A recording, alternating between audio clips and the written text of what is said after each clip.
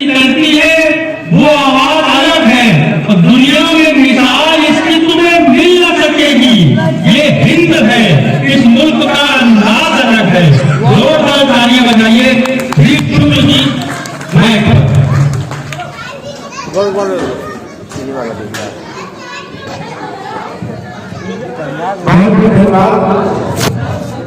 और हमारे आदरणीय नरेंद्र और मंडल की सभी कवियों को मैं प्रणाम करते हुए नरेंद्र जी की बात का समर्थन करते हुए एक पंक्ति प्रस्तुत करता हूँ कि निकली है अगर बात दिल से तो निराली ही होगी, है अमावस का अगर दिन तो रात काली ही होगी। क्या कहने दो पंक्तियां सबसे पहले में सरस्वती मां के चरणों में समर्पित करते हुए आगे आपके सामने कुछ छोटी छोटी बातें सुनाऊंगा। हे हंस वाहिनी ज्ञानदायिनी, हे हंस वाहिनी ज्ञानदायिनी, मां तुझको सत सत वंदन है। आओ कंठो विराजो मामन करता तेरा अभिनंदन है। हे हंस वाहिनी ज्ञानदायिनी, मां तुझको सत सत वंदन है। आओ कंठो विराजो मामन करता तेरा अभिनंदन है। तेरी कृपा जिसे मिल जाती ऊपर थर पर फूल खिलाता, कि तेरी कृपा जिसे मिल जाती वो पत्थर पर फूल खिलाता। सक्षम शक्ति तुम्हारी पाकर वो पानी में आग लगाता। बहुत सुंदर बच्चा। कृपा तुम्हारी पाने को, कृपा तुम्हारी पाने को अंतर में नहीं करता क्रंदन है। आओ कंठो विराजो मामन करता तेरा अभिनंदन है।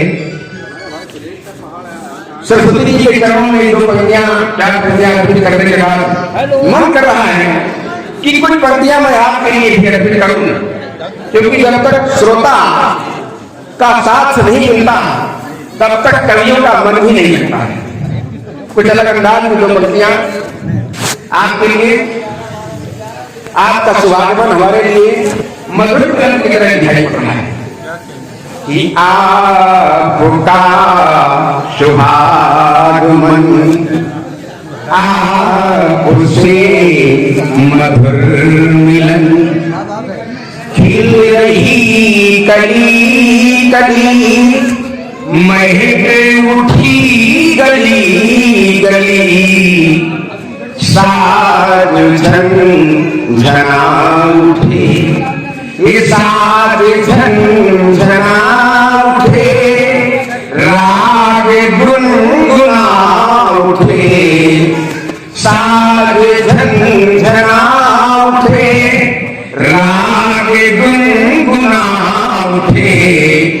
ये तन पुलक पुलक उठा, ये तन पुलक पुलक उठा, और मन हुलस हुलस उठा। तन पुलक पुलक उठा, ये मन हुलस हुलस उठा। शांति के प्रवाह में, शांति के प्रवाह में खिल रहा है मन सुमन। आपका शुभागमन आपसे मधुर मिलन। बहुत सुंदर रचनाएं आप आज यहाँ मन से सुनेंगे। हमारे बीच में बहुत सारे कवि उपस्थित हैं, वीर रस के कवि भी हैं, श्रृंगार रस के भी कवि हैं और हास रस के भी कवि हैं। पर कई बार वाला विरोधाभास देखने को मिलेगा आपको। मैं बता रहा हूं आपको कि वीर रस के कवि कहते हैं वीर रस के कवि कहते हैं कि मर्द को कभी दर्द नहीं होता। वीर रस के कवि कहते हैं कि मर्द को कभी दर्द नहीं होता। और सरकार रस के कवि कहते हैं कि प्यार में बड़ा दर्द होता है। वीर रस के कवि कहते हैं कि मर्द को कभी दर्द नहीं होता। सरकार रस के कवि कहते हैं कि प्यार में बड़ा दर्द होता है। हाथ रस का कम कंफ्यूजन में है कि क्या प्यार करने वाला मर्द नहीं होता। संजय भाई प्लीज तेरे सामने आ जाए, 1 मिनट दीजिए। आइए आइए प्लीज, आपका स्वागत सम्मान हो जाए, उसके बाद जाइए। इधर सामने दीप भाई आप भी रहिएगा जी। क्या नाम है? अमर भाई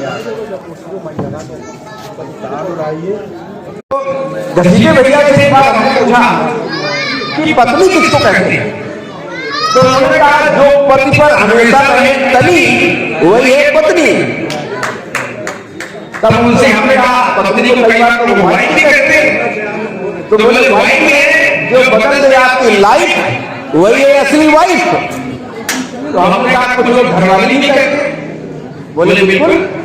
बोले जो पति के पास फटकने ना दे एक भी बाहर वाली वही है असली और टिकाऊ घर वाली। हमारे घसीटे भैया ने कई सारे किस्से हैं। एक बार वो बोले कि हम अंग्रेजी सीख रहे हैं, तो हमने कहा अंग्रेजी कितनी भी सीख लो, लेकिन जिस समय गली के कुत्ते ने दौड़ाया तो धक धक ही कहना पड़े कि दूसरा कोई कारण नहीं। तो बोले धक धक की जो अंग्रेजी होगी, तो हमने कहा धक धक की अंग्रेजी आप सीख लोगे, लेकिन कुत्तों को कौन सिखाएगा। इसके बाद खैर उन्होंने अंग्रेजी सीखना जारी रखा। तो उनके जो गुरु जी थे उन्होंने कहा कि अंग्रेजी की विशेषता है कि जहां भी बोर्ड पर अंग्रेजी में लिखा होता है वहां नीचे हिंदी में भी लिखा होता है, तो आप इस तरह से भी अंग्रेजी सीख सकते हैं। तो उन्होंने डायरी में नोट करना शुरू किया। बस के पीछे लिखा था चल नमस्ते फिर मिलेंगे, और उसके नीचे लिखा था हॉर्न प्लीज। उन्होंने डायरी में नोट कर लिया कि नमस्ते फिर मिलेंगे तो अंग्रेजी में कहते हैं हॉर्न प्लीज।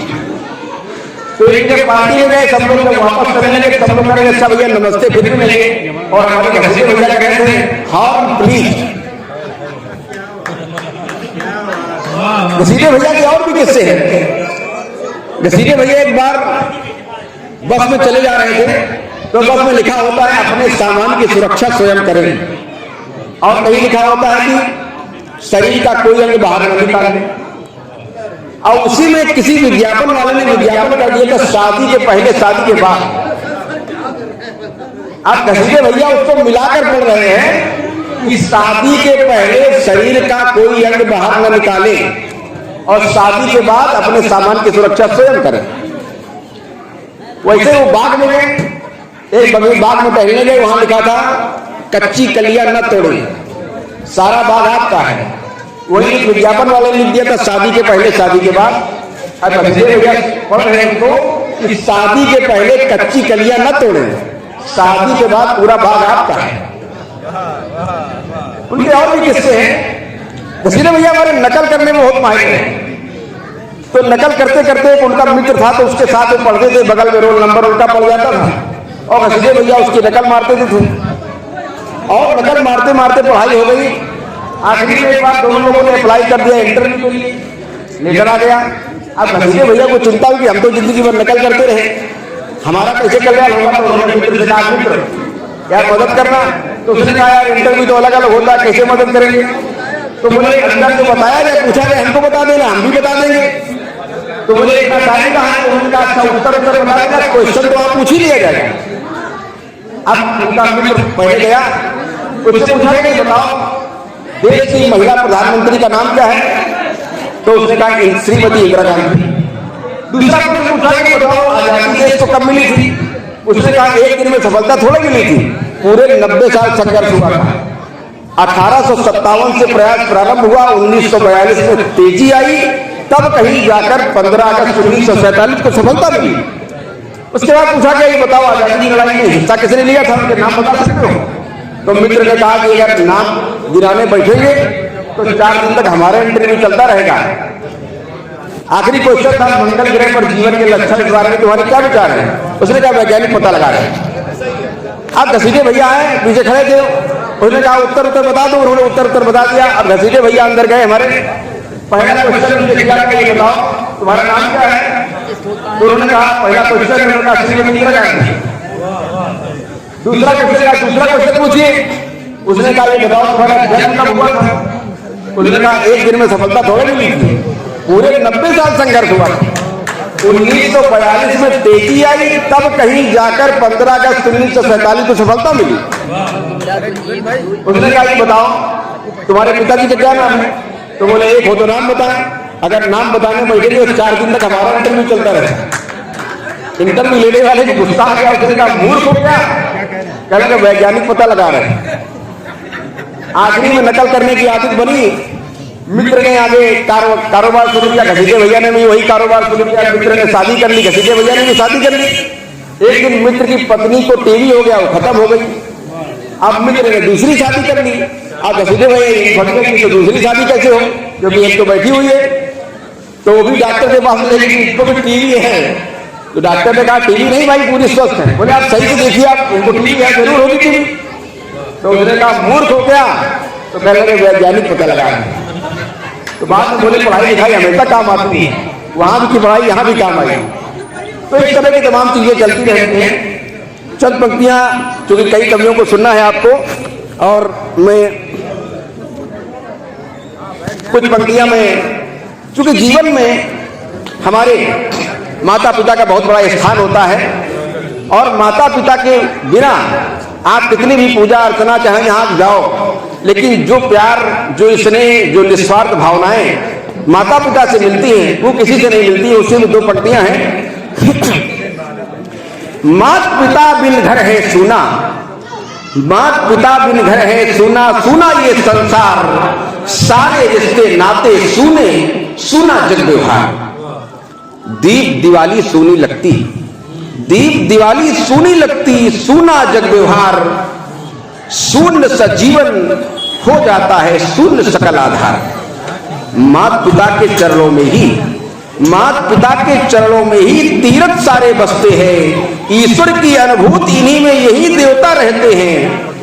धर्म इन्हीं में, कर्म इन्हीं में, जीवन का हर मर्म इन्हीं में। पत्थर की मूरत मत पूजो, पत्थर की मूरत मत पूजो, जीवन का सत्कर्म इन्हीं में। कितना भी आहत कर डालो, कितना भी अपमान करो तुम, कितनी भी पीड़ा पहुंचाओ, कितना भी आहत कर डालो या फिर रोटी को तरसाओ, फिर भी सर्वस्व लुटाता जो, फिर भी सर्वस्व लुटाता जो, वो मात पिता का प्यार। मात पिता बिन घर है सूना, सूना ये संसार, सारे रिश्ते नाते सूने, सूना जग व्यवहार। इसी के साथ में गुजारे तो लगा दो ना। सानू भाई अमर भाई को बुला ली। सानू भाई और अमर भाई से निवेदन है कि वो मंच पे आ जाएं, और हमारे भूतपूर्व पार्षद अब्दुल कलाम साहब